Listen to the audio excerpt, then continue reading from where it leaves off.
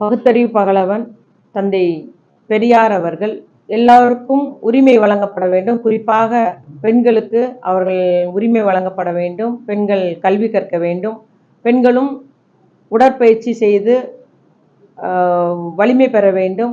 அதுபோல எல்லாருக்கும் எல்லாம் கிடைக்க வேண்டும். ஆண்டான் அடிமை என்ற பேதம் இருக்கக்கூடாது.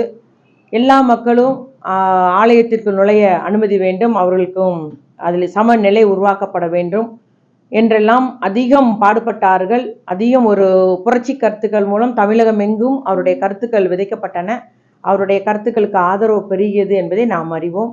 அதே போல நம்முடைய முத்தமிழறிஞர் கலைஞர் அவர்கள் 89ஆம் ஆண்டு 1989ஆம் ஆண்டு முதலமைச்சராக பொறுப்பேற்ற உடனே தந்தை பெரியாருடைய கருத்துக்கள் சிந்தனைகள் எல்லாமே குறிப்பாக அந்த பெண்களுக்கு சொத்துரிமை என்று சட்டம் இயற்றினார்கள். பெண்களுக்கு வேலை வாய்ப்பு, பெண்களுக்கு கல்வியிலும் வேலை வாய்ப்பில் 30% இடஒதுக்கீடு என்று சட்டம் இயற்றினார்கள். அனைத்து ஜாதியினரும் அர்ச்சகராகலாம் என்று சட்டம் இயற்றினார்கள்.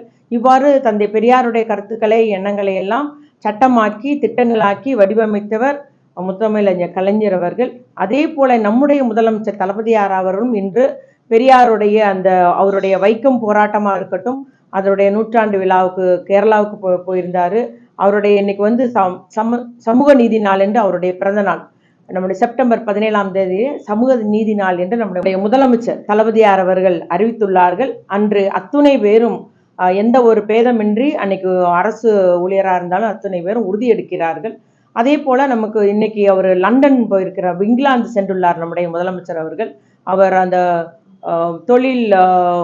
புதிய தொழில் நிறுவனங்கள் தமிழ்நாட்டுக்கு வர வேண்டும் என்ற எண்ணத்தோடு அவர் தொழில் நிறுவனங்களை ஈர்ப்பதற்காக இங்கிலாந்து சென்றுள்ள முதலமைச்சர் அவர்கள் நம்முடைய புகழ்வாய்ந்த ஆக்ஸ்போர்டு யூனிவர்சிட்டியிலே, ஆக்ஸ்போர்ட் பல்கலைக்கழகத்தில் இன்னைக்கு தந்தை பெரியாருடைய படத்தை திறந்து வைத்துள்ளார்கள்.